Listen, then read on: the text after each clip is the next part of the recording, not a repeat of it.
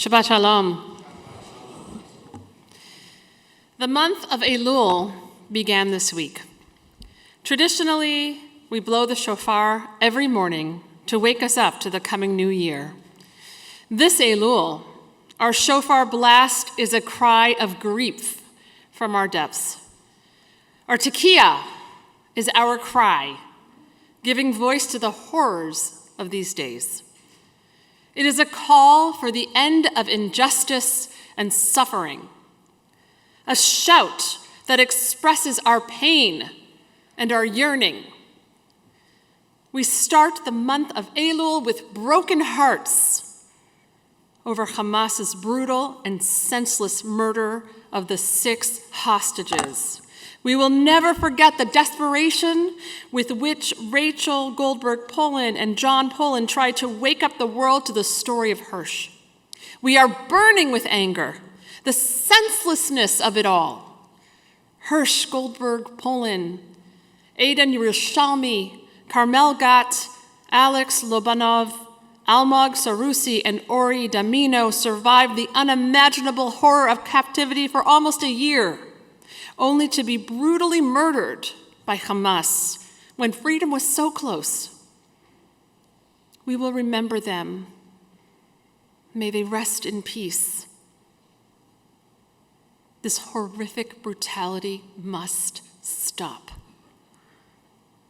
As we approach the 1-year anniversary of October 7th, we find ourselves in a time of great uncertainty and trepidation.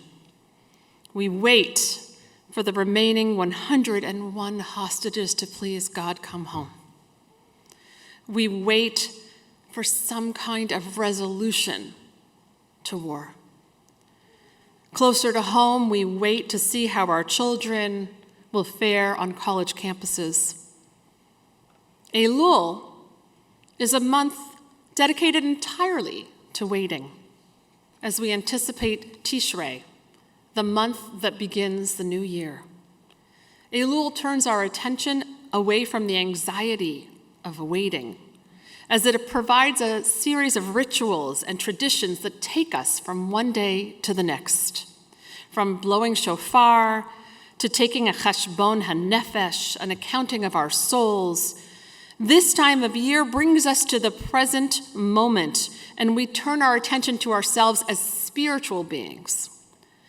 The meaning of Elul can be explained through an acronym, taken from a verse in Song of Songs, Ani ledodi v'dodi li, I am my beloved and my beloved is mine, as the first letter of each word forms an acronym Elul.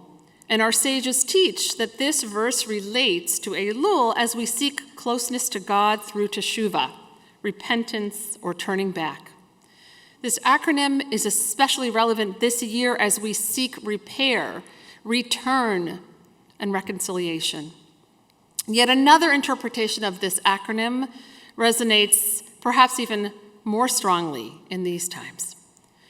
The sages expound on a verse from Deuteronomy, again taking the first letter of each word in the words et levavcha ve'et levav zarecha, from the verse, and God will circumcise your heart and the heart of your children. Our hearts have been circumcised. We are heartbroken.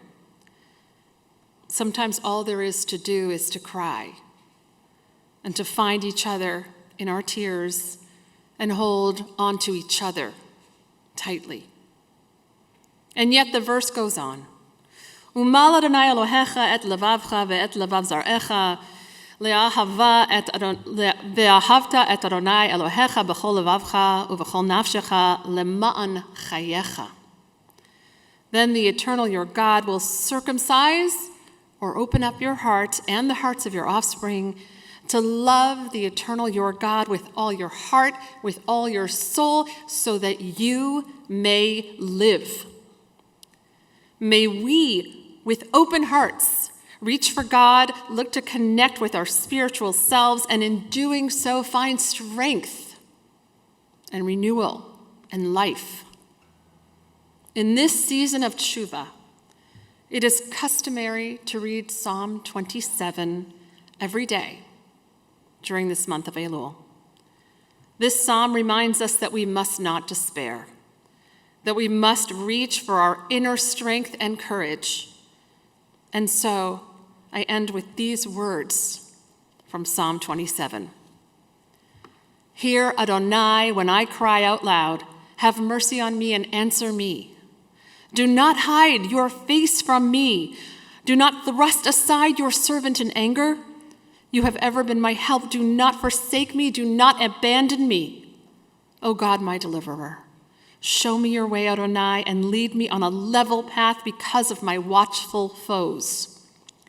Do not subject me to the will of my foes or false witnesses, as an unjust accusers have appeared against me.